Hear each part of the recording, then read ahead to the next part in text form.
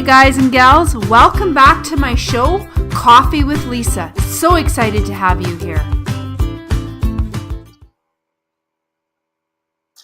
Good morning, everybody. Monday morning, and I'm here today with Sherrie. And Sherrie is the editor and producer of Luxe Beat Magazine and has helped over 15,000 authors publish their book. Welcome, Sherrie. Hi, Lisa. Good morning. Good morning. So tell us a little bit more about your career, because 15,000 authors, there's a lot of people in the world that could never say that they've actually helped 15,000 books go to market. Yeah, well, it's been more than 15,000 titles collectively. I've worked with over 15,000 authors and hundreds of publishers. I actually wrote a best-selling book, and that's how I ended up kind of making my way into the independent publishing space. I also work with authors who've been traditionally published book, and that's how I ended up. So I wrote a best-selling book, and I self-published that through Lulu.com, and they are one of Amazon's biggest competitors. Amazon has CreateSpace, which is their largest self-publishing division. One of the things that Amazon does. And I ended up having so many authors reach out to me to ask how I got my book to be a bestseller for so long. It was almost for 2 years with that self-publishing platform. Wow. So my book was selling more than all their other books combined. So they called me in, and I'm in Raleigh, and the Lulu's in Raleigh. And so they said, hey, can you come in and talk to us and tell us what you're doing? And I said, sure. So, yeah, I can help. So why would you say sure? Yeah, it comes down to, it's all about just sales and marketing. And so I was marketing and promoting the book and using it as a tool in the business. And they ended up bringing me on as an independent contractor. And so I started working with authors one-on-one, helping them with whatever they might need, whether it's, in the initial stage when they're writing the book, or, deciding how they wanted to publish, whether it was independently publishing or looking for a local publisher to try to go in the traditional route, having a publisher take them on and offer them a contract, and then everything on to, editing, formatting, cover design, and marketing and promotion. And so I did that for years, and then ultimately they hired me and brought me in-house, and I ran the publishing services division, and yeah, I love it. I love it. Yeah, you have a clear passion for it. And so people who are thinking about, maybe they've already published one book and they're thinking about publishing another book. I know I've had multiple conversations with a lot of experts who are authors and, very well celebrated authors, and some that are just starting out in their career and kind of getting their feet wet, trying to determine, do they go self-publishing now with all the availability and all the opportunity and resources there is out there, or do they actually hire a publisher? And so what really is the difference and the benefits of the two? Sure. So there's, if a traditional publisher, someone like a Simon & Schuster or HarperCollins, all those big names that we all know, they would actually make the author, and they would give them a contract, and they'd say, listen, we would like to acquire the rights for your book, and for a certain length of time, and be paid, you perhaps will be paid a small advance up front, and that will go against your royalties, so that money you're going to make on the sale of the book once it's actually published. And then they handle pretty much everything from editing, having the book professionally edited, and doing the cover design and putting together your marketing, a small part of the marketing. Even the traditional houses these days, they're expecting the author to participate and contribute to the marketing. So authors think, oh great, I've been published and now I can just sit back and just write more books. Well, that's not, you're just getting started. You got to get out there and market and promote. And typically traditional publishers only market a book for about a month after the book has been released. And at that point, then it's up to the author. Now, a traditional publisher will have more distribution, so greater distribution, having the book potentially in bookstores versus just being sold online. So there are pros and cons to both. So there's a lot of authors that say, yes, I want a traditional publisher. And that's great, but the amount of time you have to invest to try to find someone to, first of all, read your manuscript. Some publishers want you to have an agent, so then you need to go first. Your first step is finding an agent. And once that agent says, yes, I'm interested in working with you, then that's a whole process. You might be looking at, 2, 3, 4, 5 years before your book goes to market. So, let's talk a little bit more about, let's backtrack a little bit, the cart before the horse, so to speak. So in order to even have a book, to even determine whether or not you're going to be published by published, or you're going to self-publish, you've got to write the book. And a lot of people, I would imagine, struggle with, some of the fundamentals of where do you start when you're thinking about writing a book, and simply, what is the top, you have all this expertise and you know all these things, but how do you actually formulate it into a book? What does that look like? And what are really the basics of writing a book, first and foremost? Sure. Yeah. And you're absolutely correct. You need to have that product first, right? Yeah.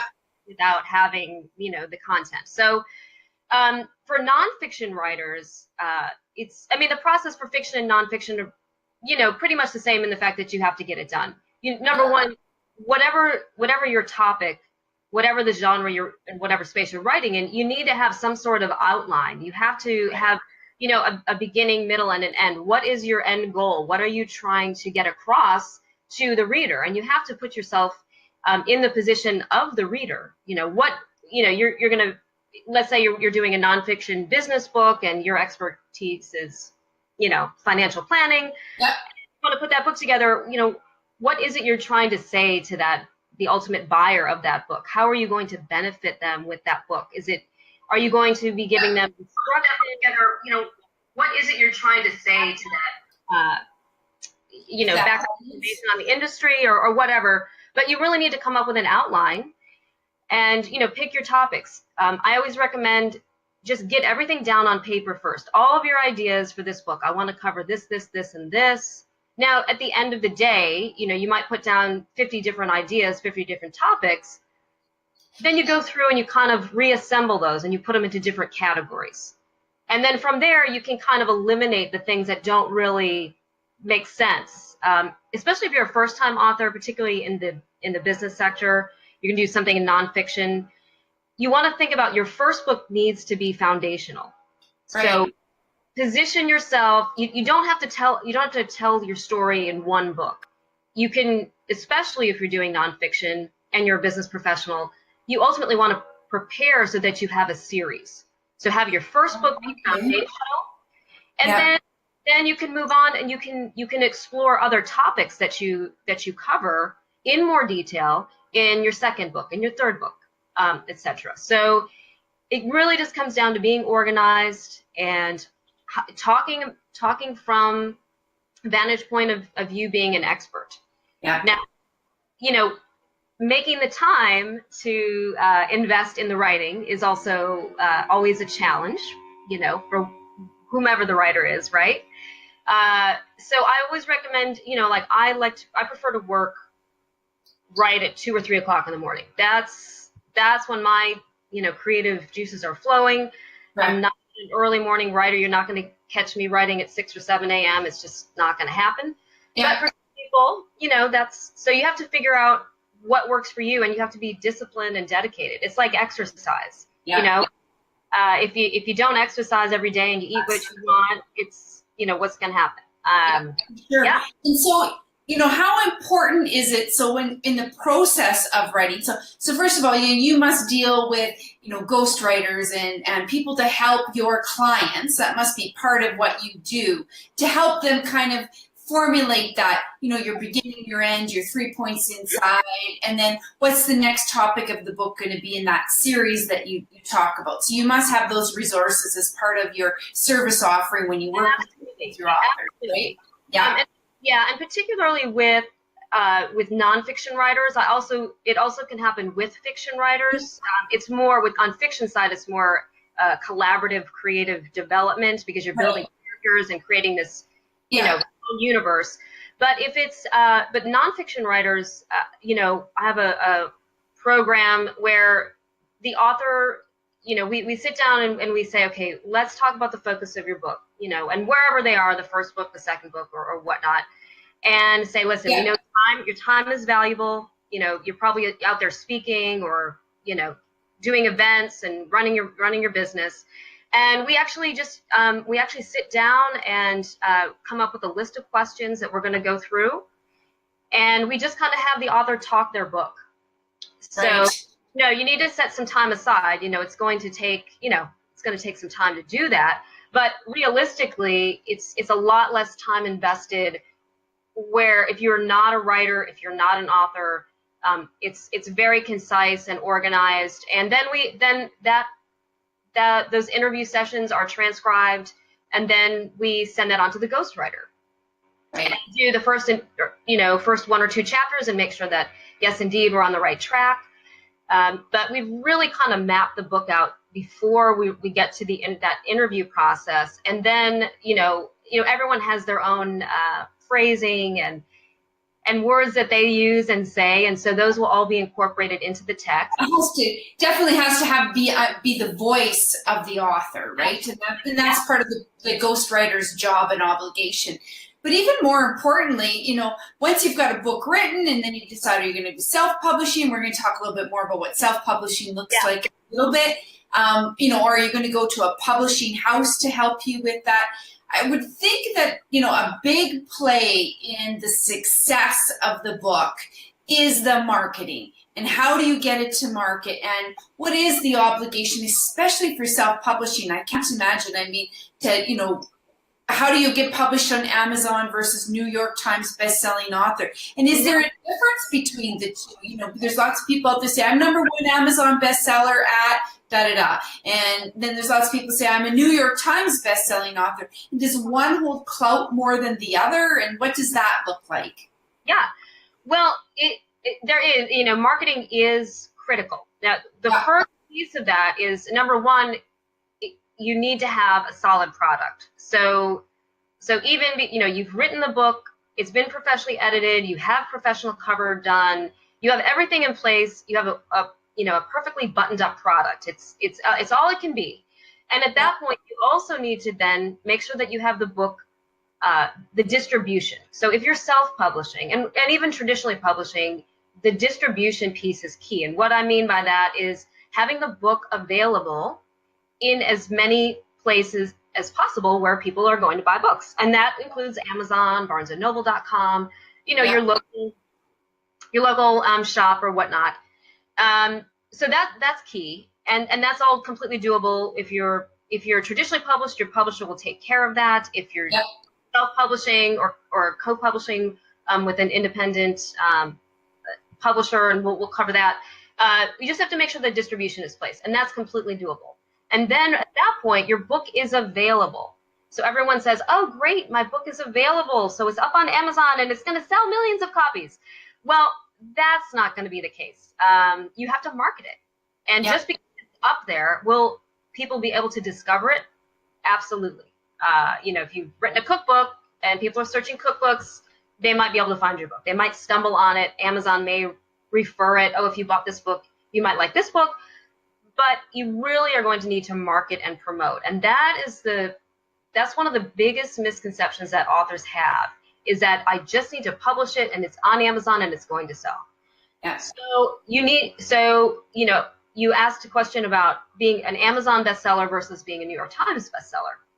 New York Times bestseller basically means you are selling, boatloads of books. For the average author, traditionally published or self-published, however you go, it's easy to become a best-selling author on Amazon. And it really is just dependent on the amount of traffic that you are driving to your book page on Amazon. It's all a back-end algorithm. And is there credit to that? There absolutely is. I mean, if you're investing and you're running a marketing campaign and you have people downloading and buying your book, on any particular day, you could be a bestseller in your category. So if we're back to that author who has done a nonfiction book, it's a business book specifically on finance. There's a lot of different genres and different subcategories in that space. And you can actually show that, yes, indeed, you are a bestseller, you know. What I'm kind of hearing is that you need to find the right category for your book to position it appropriately at Amazon to get into that #1 bestseller. Is that kind of what I'm hearing? Yeah. It is, and it's a matter of driving traffic to your book page and promoting. And you know, we can run a marketing campaign, and we can make that happen.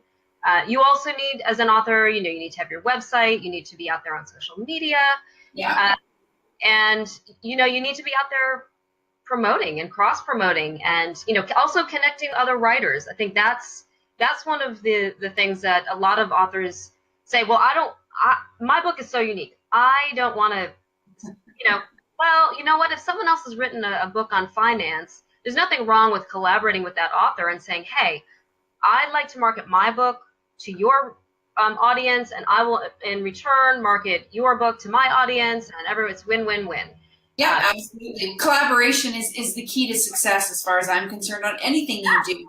The more you collaborate together, just because you're competing for the same reader doesn't mean that what you're saying and what they're saying is exactly the same. And there's take anything out of both of those books, right? So that's so marketing, absolutely. And I think people undervalue the work in marketing. I mean, it does. There's a lot of work that's involved. When it doesn't matter if you've got a book or you've got online courses at extra credits, or you know, whatever you're doing, you're selling Arbonne, or you're a secret agent, or whatever it happens. There's always a lot of work to it, right? And it's a long-term game, right?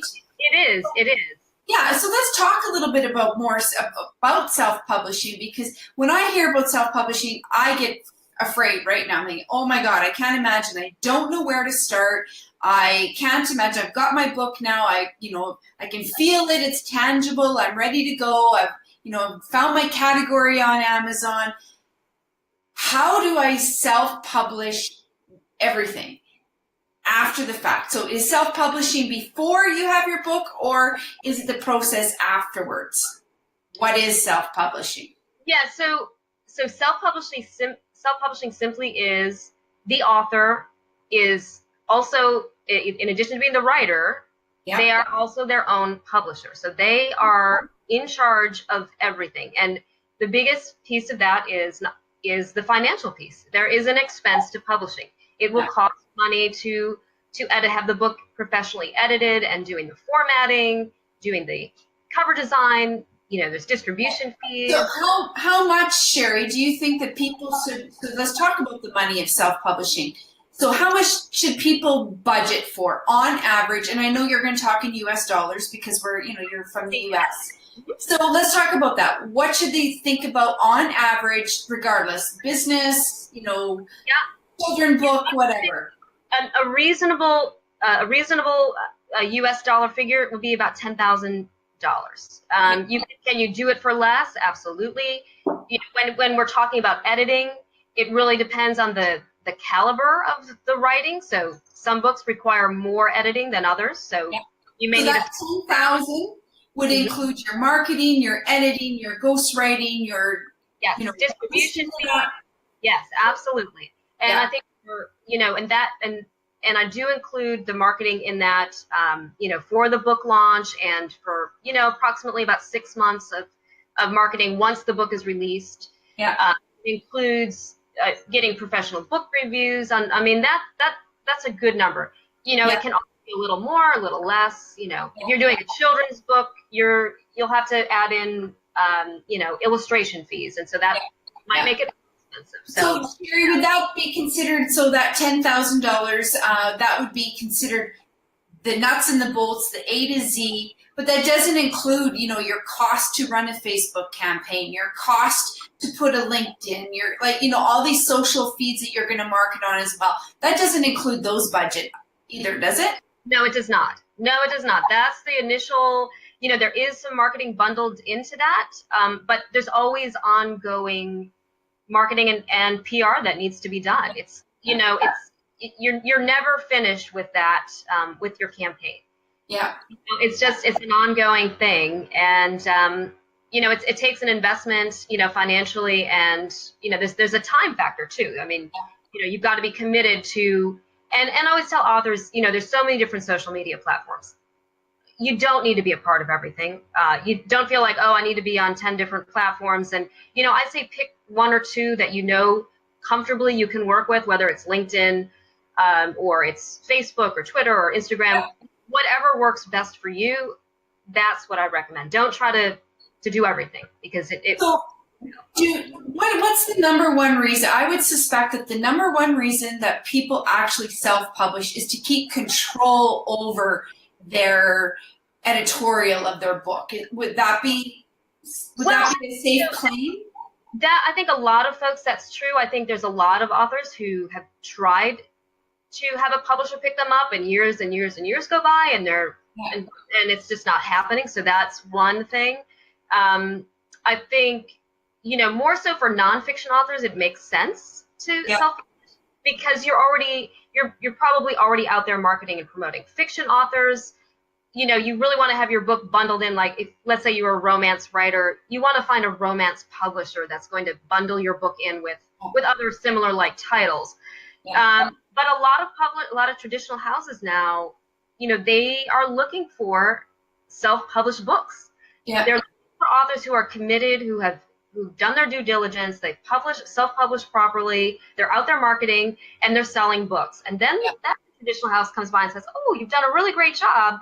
Now we want to make you an offer." And that's the trend and what's happening now. And so when you work with, because I know you work with a lot of potential authors or writers that have already wrote a number of books and are looking to write another book. And so when people contact you, what can they expect? What can you help them with, Sherrie? Well, I can help them with, every facet of the process. So from the early stage, when they haven't even put pen to paper and they haven't even written a word, and they need help, they need coaching, they may need a ghostwriter, in that early stage can absolutely help. And then if an author has completed their manuscript, they're not certain which road they want to go down. Do they want to self-publish? Do they want to traditionally publish? We can talk about that and figure out what makes the best sense. And do they put themselves on a schedule and they say, okay, I'm going to give myself 18 months and make a decision. And then we'll see if I'm not picked up by a traditional house, then I'll go self-publishing. And then we've got a plan in place. Yeah. And then everything from, actually making it all happen. So, getting the editing done and doing your cover design and interior design and distributing the book and then on to marketing and promoting. So the whole, 360 degrees of the process, I can help the author no matter what phase they're in and what they need help with. Absolutely. Yeah. Absolutely. And so what does it cost roughly to work with you? Well, it depends on, again, if someone wants to do the whole shebang, it's about $10,000, and that includes all fees and whatnot. And if they want to just have a consultation, which 30 minutes is $175 US or $350 for an hour, and talk about putting a plan in place, and then they can pick and choose and kind of have an a la carte menu, what they may or may not need help with.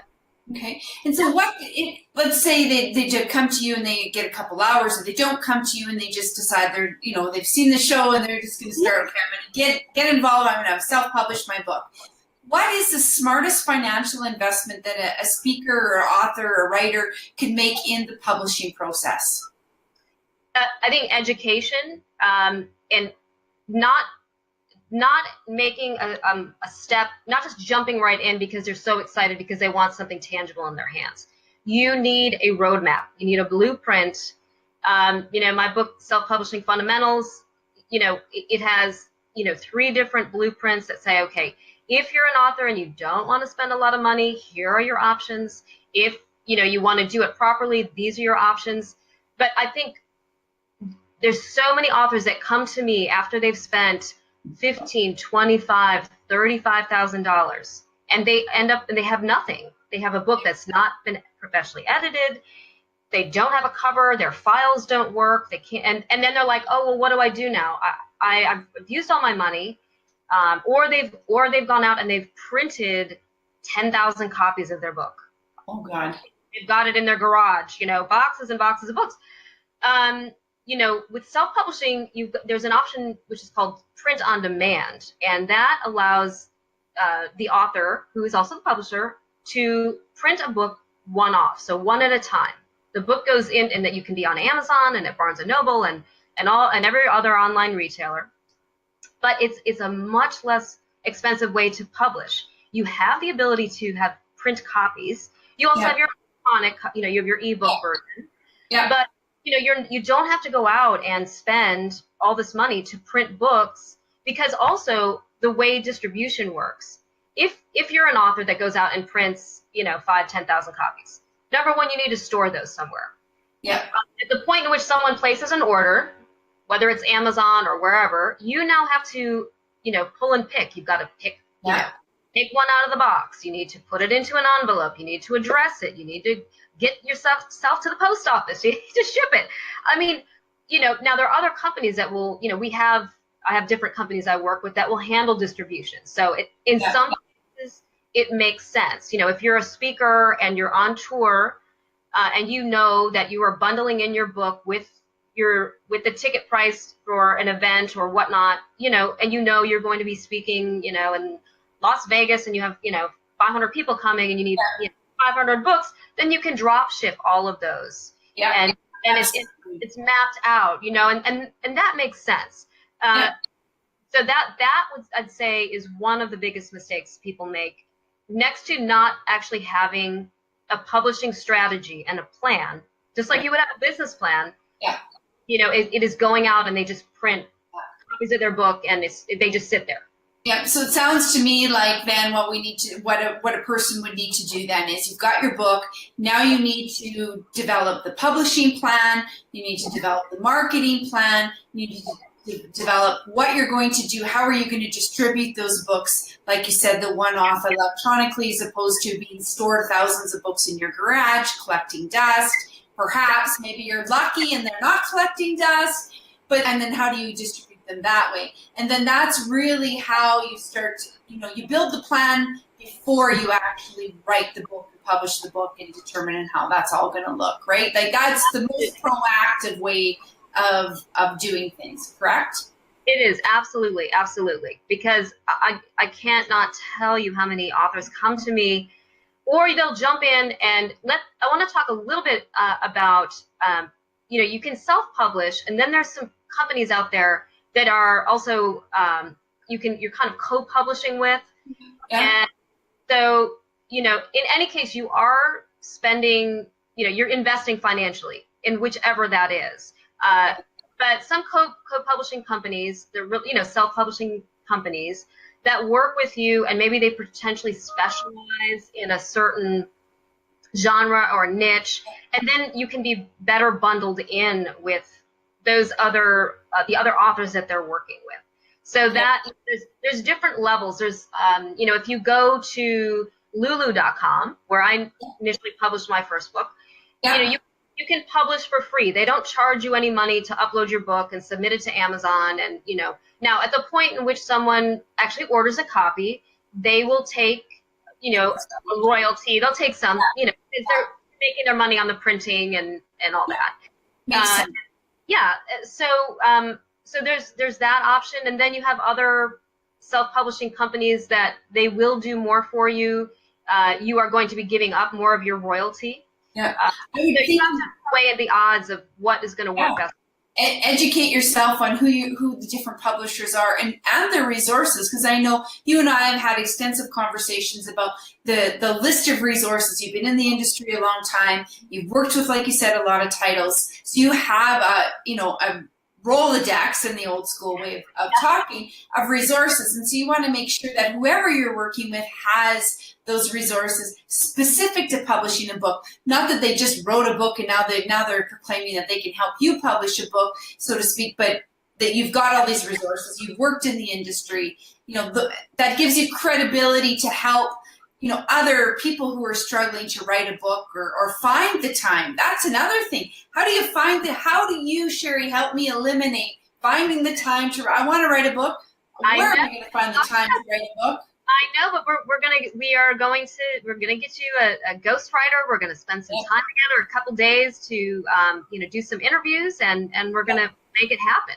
Yeah, and so that's really the process, isn't it? Yeah. It's conversations, get a ghostwriter, they write in your voice, you take everything that's in here, and you put it on paper, but I don't have to put it on paper first and give it to you, right? That isn't necessarily the process that we would choose. Yeah, yep. And again, it's still an organized process. We're not sitting back like we're having a conversation here and we're saying, oh, having some coffee and tea and whatnot. It's very organized. We go through the process. We already know what the book objectives are. So we have that planned out and we know where we're going. And then as we go through the process and we start building the book and the ghostwriter's going through, you're fully involved. You're not doing the actual writing, but we're sending you chapters and you're reading through and you're saying, oh, that does sound like me. That's great. But you know what? I didn't mention this piece, and it would be nice if we threw that in here. Then it's, putting a paragraph or two in to fill in the blanks. That, it's a whole process. And while the book is being built, we are already working on the cover.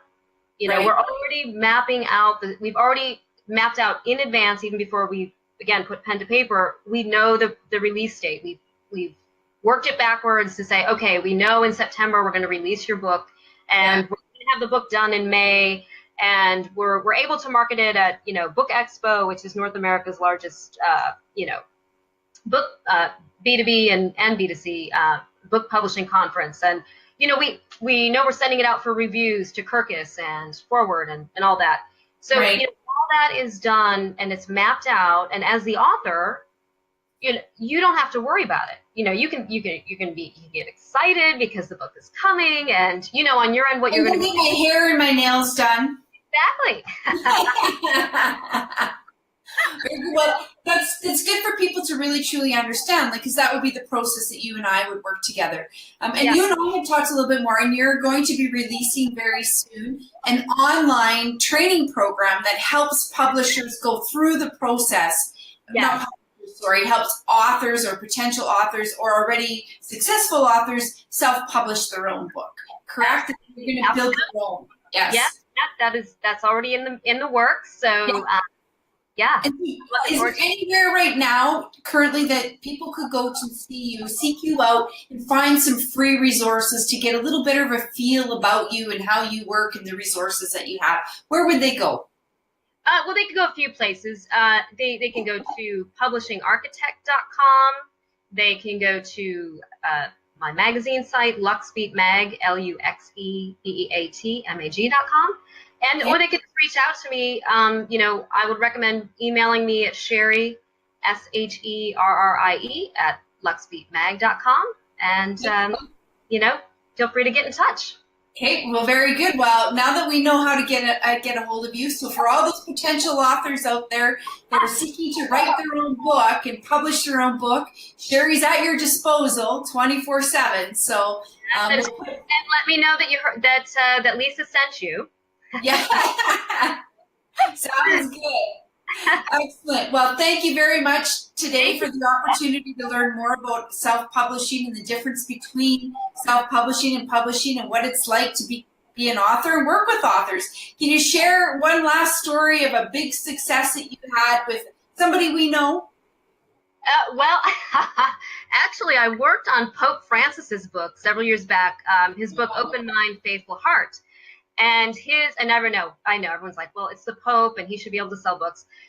But this particular book was originally written in Spanish, and the U.S. publisher had purchased the North American rights. And so the book was translated into English, but this publisher had just, even though it's a traditional house, they do not invest in marketing. So, and it's a very niche-y, it's a Catholic publisher. So obviously a very specific space. Yeah. It was a fiction book, and the book had done well in Spanish, but so they said, well, listen, we're willing, they didn't want to have an ebook. So I sat down in New York with the publisher and I said, listen, you need to have an ebook.